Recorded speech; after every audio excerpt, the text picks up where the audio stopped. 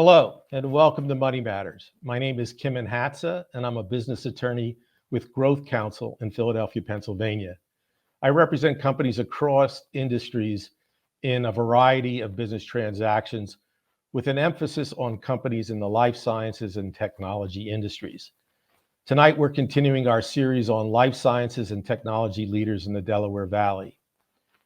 Before I get started, I want to remind our viewers that from time to time, financial issues relating to life sciences or technology companies or matters may be discussed on the show. These discussions are not and should not be viewed as financial advice.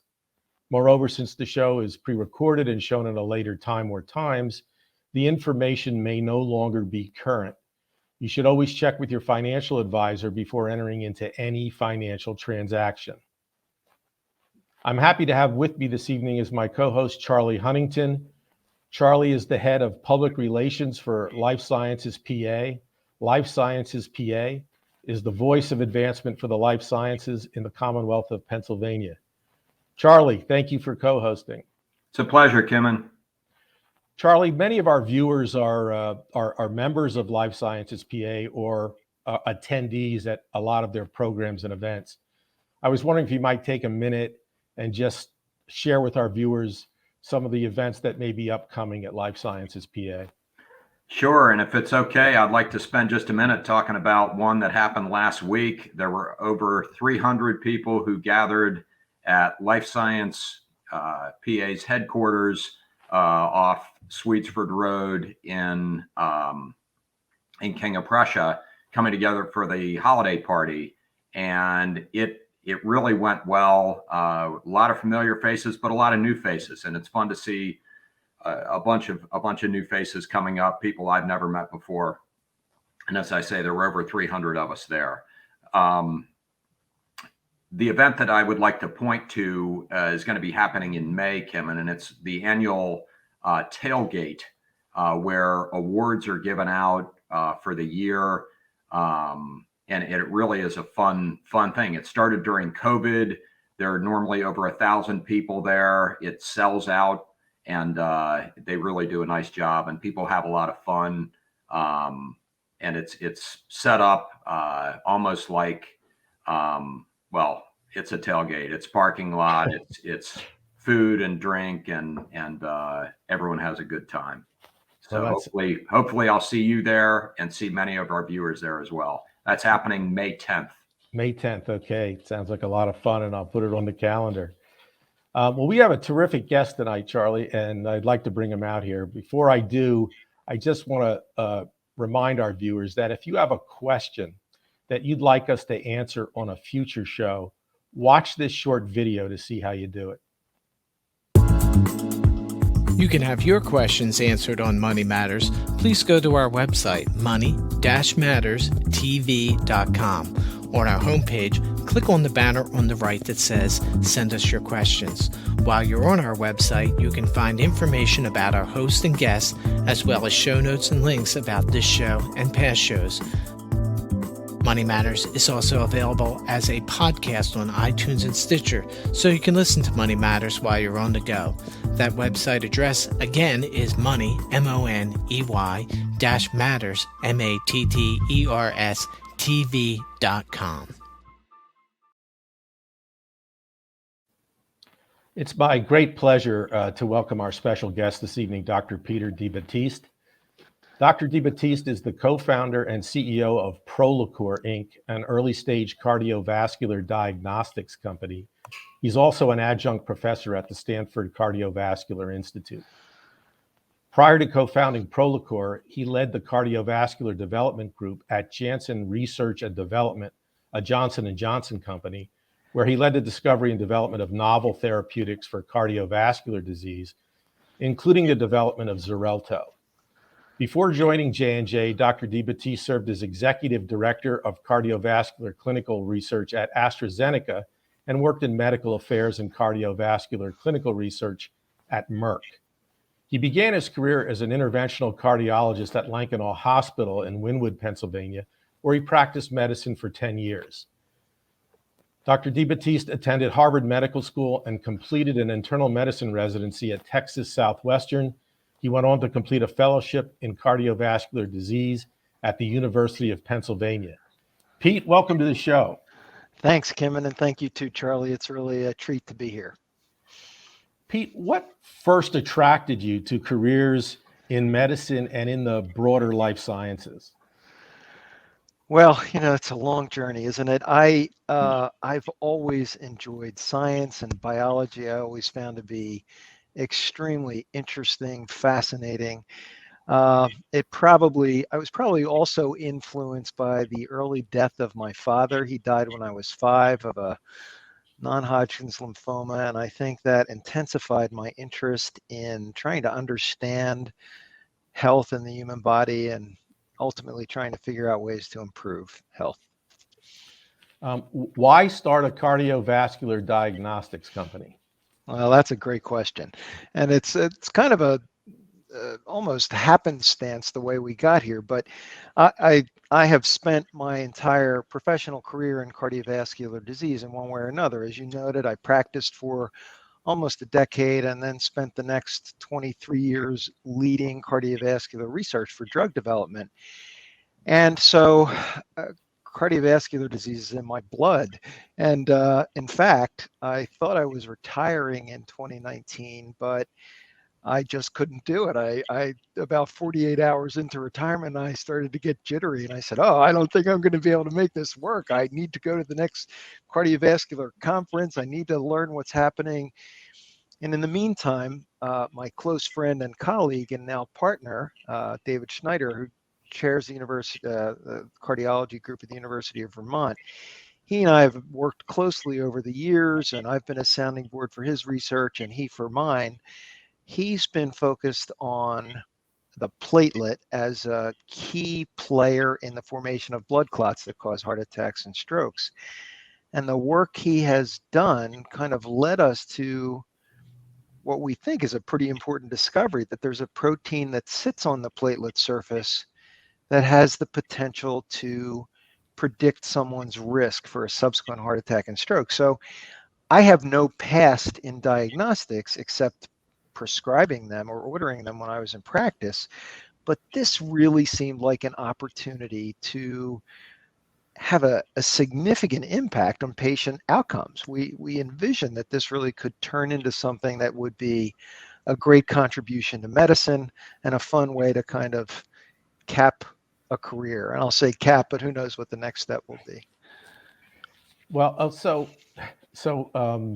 how would you say your experience, both as a practicing cardiologist as well as in the various roles you had at J&J and AstraZeneca and Merck, helped prepare you to be an entrepreneur and a CEO of a startup company? Well, certainly from the standpoint of understanding the science and the biology and understanding how one needs to go about demonstrating that the project that we're focusing on actually provides benefit. I think both my practice career and my industry career prepped me for that. And in industry, while I was pretty much fixed within the R&D environment, I got more than my share of exposure to the commercial side of the organization and spent a lot of time thinking about demonstrating need and identifying areas of unmet need, figuring out if there's a commercial opportunity that accompanies that unmet need. So while I didn't have a position on the business side, the exposure to the business side of the organization really, I think, helped give me some sense as to what would be involved in starting a company.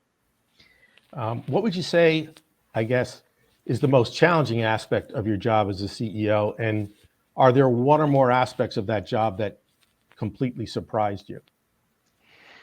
Well, I would say, and this will probably come as no surprise to anyone who watches the show Money Matters, fundraising, money raising is clearly the most challenging aspect of my job. And it's something that I had not done before. I've been part of these major giant companies, AstraZeneca, Merck, J&J. If I needed an extra 20 million here or there, it was pretty easy to go to the finance committee and get it.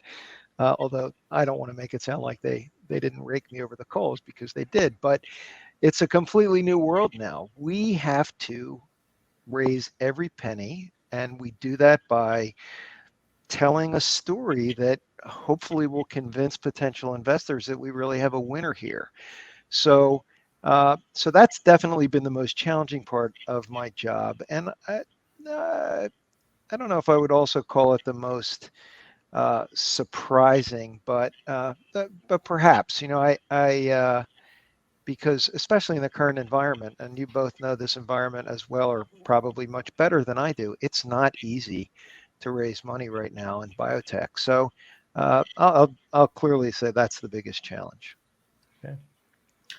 Pete, tell us about Prolocor, please, and why. Maybe start with why are they and you in this business? Well, Charlie, I have a passion for cardiovascular disease. Again, it's been my career.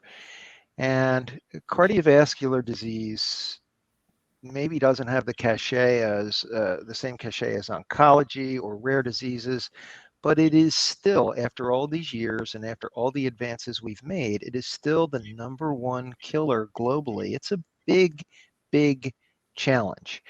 And there are literally millions and millions of people in the US alone, 20 to 30 million, who have established atherosclerotic disease, 1 million of whom will have a heart attack every year, another 800,000 of whom will have a stroke every year, another significant percentage will undergo procedures. All of these people are vulnerable for the next clot, the next event. When a clot forms in your coronary artery, you're having a heart attack. When it forms in your carotid or in other vessels in your brain, you'll have a stroke. And these are not trivial issues. Stroke is probably the most feared, or one of the most feared events that a patient can sustain. In fact, many patient surveys would say people would rather die than have a stroke because of the debility that goes with it. And so there's a huge opportunity to make an impact. And Prolocor came about because, again, this protein that my partner, Dr. Schneider, has been working on for years, really seems to be associated with the risk of the subsequent clotting event. Why is that important? Because we have really very good treatments to reduce the risk of the subsequent heart attack or stroke, but they all carry a risk, and that risk is bleeding. So physicians struggle every day with the decision about, do I treat intensively for a long time to reduce the risk of the clotting event, knowing that I'm increasing the risk of bleeding? Or do I back off on the treatment so that my patient won't have a bleeding event, but I'm increasing the probability that they'll have a heart attack or stroke? And to this day, there's no really good way to assess a patient's individual risk. We think we have a tool that will permit physicians to say, okay, this patient is high risk. So in this patient, more intensive treatment for longer will result in a greater benefit versus risk. And in this lower risk patient, just the opposite. So we really think there's an opportunity to improve care. And that really is what the driver has been. I'll tell you a funny story. The name Prolocor, we were sitting around one evening bouncing ideas. What should we name the company? We came up with some crazy ideas that I won't even repeat because they were kind of outlandish. But we decided, well, what are the Latin and Greek words for prognosticate? And it turns out that Latin for prognosticate is Prolocor with a QU instead of a C. And that's how we came up with our company's name, because we really felt like there would be some value in prognosticating for these patients. That's a great way to get a name. So when you look at the company's area of focus, you mentioned bleeding in a stroke patient. What can you build that out a little bit? Talk about the area of focus and Sure. what you do with that. Sure. So we think there are several different groups of patients who will potentially benefit from knowing what their risk is for an event. The highest risk people are the people who've already had an event. So our first study was in people who had a heart attack. We measured their FC gamma R2A, that's the name of the protein we're measuring, and then followed them for 2 years and found that those who had a high value had a 4-fold higher rate of a subsequent heart attack or stroke than those who had a low value. We are repeating a study that is 4 times as large in that same patient population. We are also doing studies in stroke, a separate study in stroke patients. A separate study is planned for patients who are undergoing angioplasty and stent placement.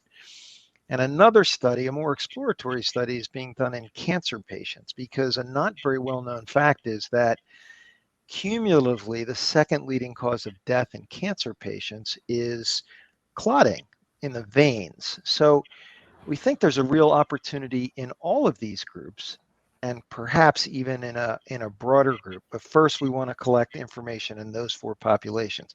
So we'll do clinical studies in each of those. A couple of those studies are supported by grants from the NIH, and a couple of them we will fund ourselves. One of them's underway and has approaching 200 patients in it. So we're rolling along with it. Do you have proprietary intellectual property? Yes, so the basic work has been done over years at the University of Vermont in my partner's lab. And so the university has given us an exclusive, we have acquired an exclusive, I don't want to say given, they haven't given, but we have acquired an exclusive license for the IP globally from the University of Vermont. Okay. So at what stage of development is your company's technology? Well, we're in our pivotal trials right now. It's not the same as with drug classifications where we have the phases, but we are in our confirmatory studies in acute coronary syndrome and in stroke. So if these studies validate what we saw in the pilot study, we will have a commercial ready assay. All right. So will the FDA then need to give you approval before commercialization? So it's I'm going to call it a funny is not the right word. It's a quirky system. There are actually 2 different pathways for bringing a diagnostic test to market. One is the one that, having lived in the drug world, I thought of all the time, which is to go through FDA approval. The other, though, there is a separate pathway where CMS will, through the CLIA amendment, will certify a lab. So if we build a lab and we take it through the approval process and it gets CLIA certified, CLIA, then that lab is able to run tests that haven't gone through FDA approval. Now, it turns out this has been I think it's probably fair to call it a territorial battle between CMS and FDA. FDA has said, we reserve the right to regulate all these tests, but for now we'll defer that to CMS. The current FDA commissioner, Rob Califf, and others think that maybe that's not the best approach. There's an act going through Congress called the Valid Act, which could modify this whole system, but it seems to be working its way slowly through, and there's the probability of grandfathering. So I will say that establishing a CLIA lab is much quicker. We can get a CLIA lab up and running we expect to have certification by the end of 2023, whereas FDA approval will probably take us a couple of years longer than that.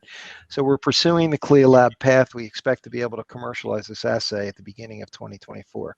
This test, and that of course assumes that our clinical study validates the findings of the first study. Just curious, how long has this CLIA lab concept been around? Is it months, years? How long has it been? It's definitely years. It's been around for a long time, and a test that's done in a CLIA lab is called a lab developed test, or LDT, and there are many of them out there. And some of the major, well, actually the general clinical labs like a LabCorp or a Quest, or the specialty labs like a Mayo Clinic lab, they all run these lab developed tests. So, okay. so that it's an established though perhaps controversial approach. Okay. Do you anticipate any other uses for your technology? Well, we are a one test company, but so let me just say it's possible that as we learn more about the many functions of Fc gamma R2A, that we may uncover other conditions for which it offers important prognostic information. But for now, the primary focus is on its ability to predict clotting or thrombosis. Thank you. Pete, going back to something that you mentioned earlier, can you talk about how the company is financed and what your plan is for growing the company going forward? Sure. So, so this is where I had a very steep learning curve, and I've learned a lot, including vocabulary, over the last year and a half or 2 years. So we have completed our seed funding round. We aimed to raise $3 million. We raised 3.2. That was done through convertible notes. So we have a number of note holders who basically gave us the basic funds to support our early operations. We also, thanks to my partner being a prolific grant writer, we have 2 NIH, an R01 and an R21 grant, and those are different types of grants. Our stroke grant is for $3.8 million to support the stroke study. The more exploratory grant is for $400,000 in cancer. And then we also were the recipients of a small business innovation research grant, an SBIR grant from NIH for another $2 million. And so those funds have really permitted us to get off the ground. Now we are currently planning to seek funding in a Series A round that we hope to raise within the next 6 months. We'll target $12 million for that round. And at the same time, we're exploring potential strategic partnerships and other funding options. But that funding should take us through the next couple of sets of study data that would really represent an inflection point for the value of the company. Okay. If the ongoing clinical studies prove out your initial pilot study, how will Prolocor's technology and effectiveness compare with other technologies that are currently on the market and in use? So one of the reasons that my partner and I were so excited about pursuing this is there aren't any very good ways to predict future thrombosis risk right now. The most used ways are clinical risk scores. So for example, there's one called the DAPT risk score that requires the physician to accumulate information about age, presence or absence of diabetes, history of a prior heart attack, certain characteristics of the angiogram that show what the coronary anatomy looks like, and assigning points for each one, adding them together, and then saying, okay, if it's above X, this patient's high risk. If it's below X, they're low risk. There are other scores like that as well. They're a little bit cumbersome, and so they are not frequently used, even in this era of modern technology where these scores could be relatively easily calculated. It's not done. There's a lot of, I'll say, gestalt judgment made. Physicians know what a patient's risk factors are and will make their clinical decisions kind of accumulating those all together. There aren't any other tests that do exactly what we think our test does, and so we think it will. Now, of course, there's always innovation, and there'll always be new approaches to this. But for now, we don't think there's any other test in development that will offer the same information that this one does. As for the methodology, we use a technique called flow cytometry. It's not commonly used, but it's become more common in the area of cancer diagnostics, and so it could be performed at other locations. And ultimately, we'll develop a reagent kit that we can then sell to institutions that have their own flow cytometer, and they can do the study as well. That's the piece that'll require FDA approval. That's great. Our time is getting a little bit short, so let me ask you this one. What would success look like for Prolocor? Well, the thing that drives both Dave and me is getting this thing in the hands of physicians so that they can help patients. If we can do that, that'll be a success. Now, whether we do that while through the Prolocor lab for years and years, or whether we demonstrate success and we become an attractive acquisition target for an existing lab or diagnostic kit company, we don't have a strong feeling about which of those is preferable. We want to get this in the hands of patients, and then we'll be very happy. We'll feel like we've really achieved something. Great. Pete, regarding the intellectual property, was this from a university? Yes, the University of Vermont. All the work was done there, and we've licensed it from them. Great. Pete, you're a native Philadelphian, and you've spent most of your career here in Philadelphia, in the greater Philadelphia area. That is right. What advantages would you say this area provides to startup life sciences companies like yours? There's just a wealth of resources like Life Sciences PA, which we are proud members of, and for which we've already gained benefits in terms of networking, in terms of partnerships. There's a ton of talent. We're based right here in Center City, 12 blocks away from the University of Pennsylvania, 15 blocks away from Jefferson. There's people talent, there's great science, there's great infrastructure.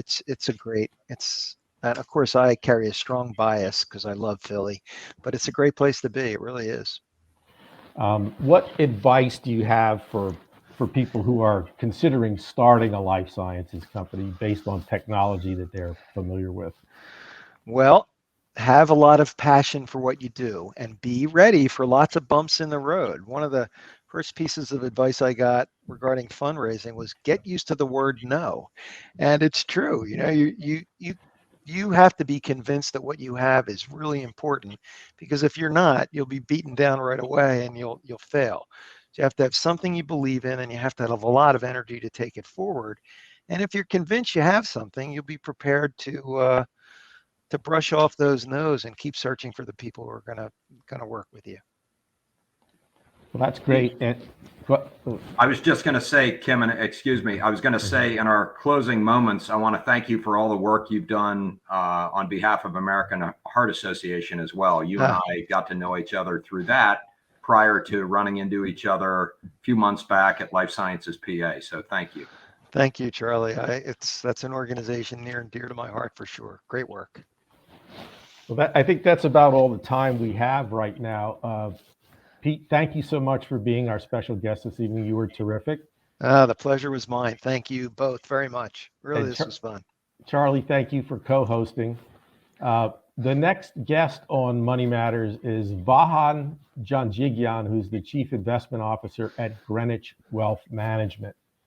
Thank you all for watching and listening, and we will see you again next time.